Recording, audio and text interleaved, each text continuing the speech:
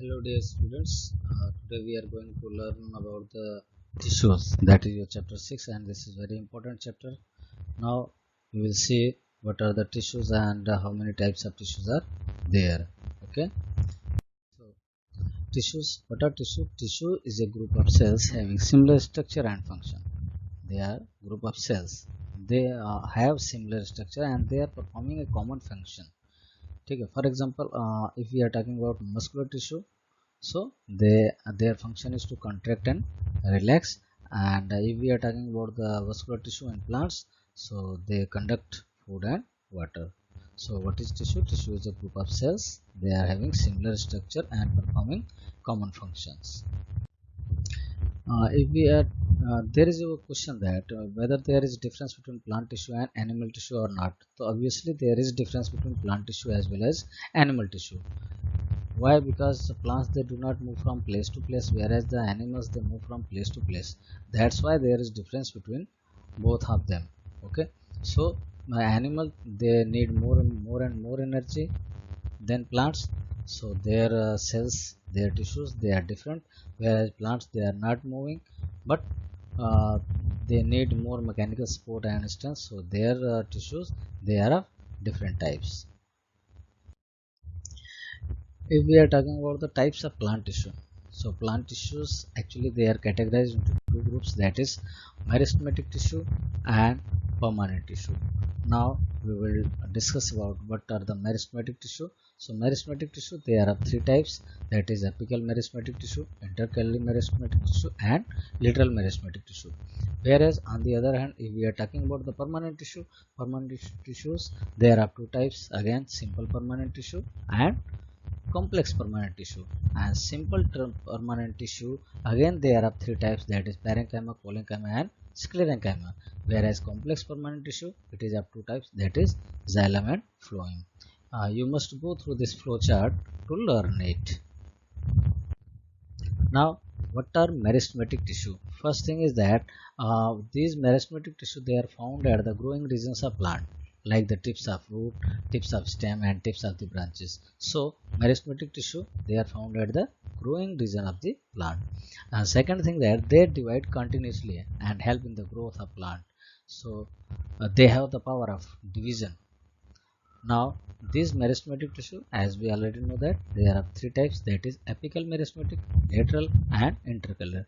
As the name is indicating apical meristematic tissue, they are present at the tips of stem and root. So obviously they help in the growth of stem and root. Whereas lateral meristematic tissue, they are present in the sides of stem. So they increase in the girth, that is diameter of stem and root. It is also called as vascular tissue or cambium tissue.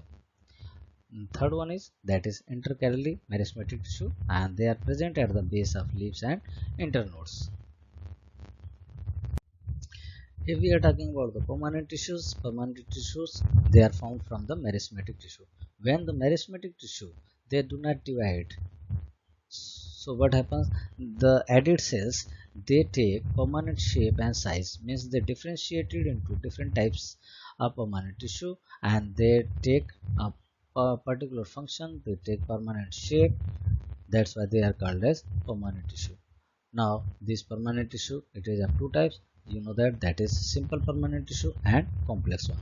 Now simple permanent tissue, they are made up of only one type of cell, and it is of three types, that is parenchyma, collenchyma and sclerenchyma. Parenchyma, actually they consist of loosely packed thin wall cells, and they have more intercellular space between them. Okay, and they contain chloroplast, which is used by plants for photosynthesis, and even some of the parenchymas, they have large air cavities which help them to which help plant to float in water, like a lotus plant. And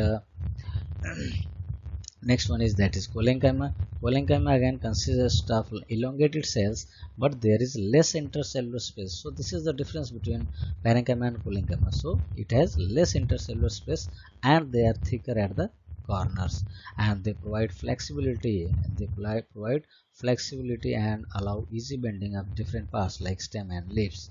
So obviously we can say that they provide mechanical support to the plants. Now the third one is that sclerenchyma is consists of long, narrow and the dead thick walled cells. So please note down here that parenchyma, collenchyma, sclerenchyma, out of these three, sclerenchyma, they are dead cells and they have thick wall.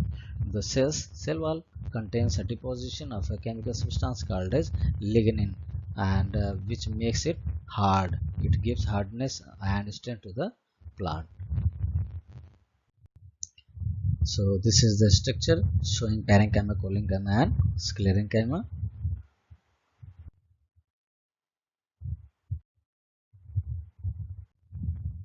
Now next one is that is complex permanent tissue. Again, so what is the difference between simple and complex? Simple is made up of only one type of cell, whereas complex permanent tissue, it is made up of more than one type of cell. So again, this complex permanent tissue, it is of two types, that is xylem and phloem. Now this xylem, it consists of four types of cells. It consists of four types of cells, that is tracheids, vessels, xylem parenchyma and xylem fiber. And trachea and vessel, it helps in the transport of water and minerals. Simply we can say that xylem, what is the function of xylem? The function of xylem is to transport water. Whereas on the other hand, phloem, it again consists of four types of cells, that is sieve tube, companion cell, phloem parenchyma and phloem fibers. So now the function of phloem is to transport the food from leaves to the all other parts. Thank you.